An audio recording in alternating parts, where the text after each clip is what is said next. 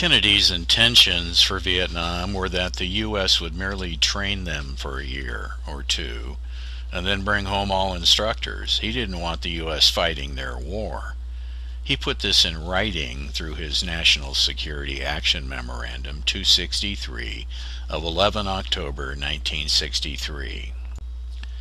The Action Memorandum approved certain paragraphs of the McNamara-Taylor Report on their recent trip to Vietnam, and asked that plans to bring the first 1,000 soldiers home of the 16,000 there by the end of the year be kept from formal announcement. Telegram 534 was a 5-page laundry list of actions recommended for Diem, with some improvement expected in each of 3 areas, with Ambassador Lodge making the suggestions and grading and Diem performing. Diem was on a short leash. What's important here is the plan for the bulk of the 16,000 to be brought home by the end of 1965, and for the Vietnamese to take over all military functions in the same time frame, as expressed in paragraphs 2 and 3.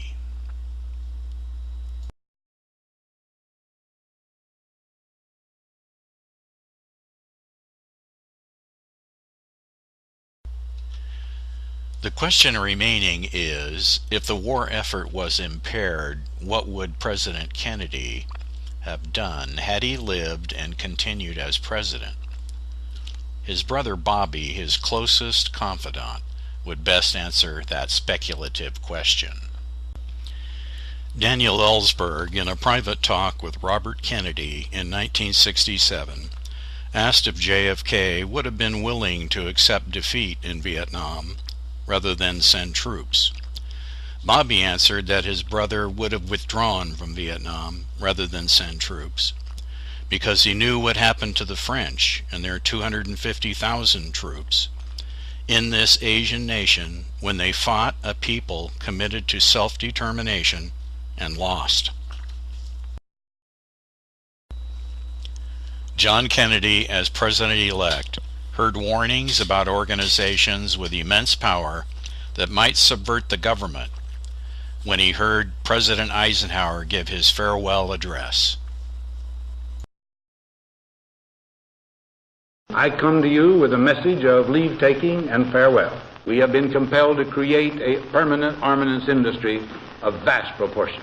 In the councils of government, we must guard against the acquisition of unwarranted influence, whether sought or unsought, by the military-industrial complex. Our military organization today bears little relation to that known of any of my predecessors in peacetime. The potential for the disastrous rise of misplaced power exists and will persist. We must never let the weight of this combination endanger our liberties or democratic process.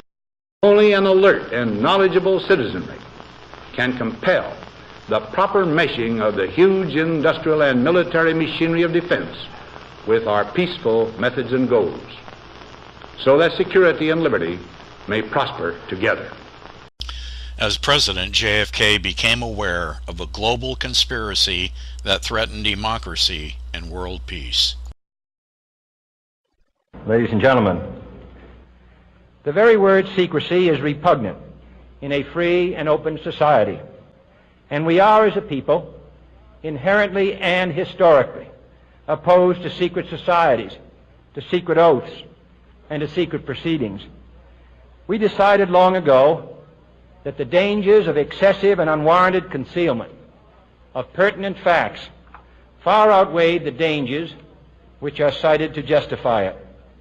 Even today, there is little value in opposing the threat of a closed society by imitating its arbitrary restrictions. Even today, there is little value in ensuring the survival of our nation if our traditions do not survive with it.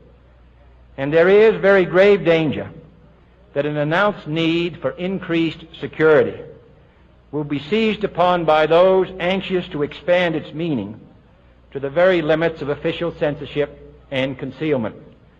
That I do not intend to permit to the extent that it's in my control. And no official of my administration, whether his rank is high or low, civilian or military, should interpret my words here tonight as an excuse to censor the news, to stifle dissent, to cover up our mistakes, or to withhold from the press and the public the facts they deserve to know. For we are opposed around the world by a monolithic and ruthless conspiracy that relies primarily on covert means for expanding its sphere of influence, on infiltration instead of invasion, on subversion instead of elections, on intimidation instead of free choice, on guerrillas by night instead of armies by day. It is a system which has conscripted vast human and material resources into the building of a tightly knit, highly efficient machine that combines military, diplomatic, intelligence, economic, scientific, and political operations.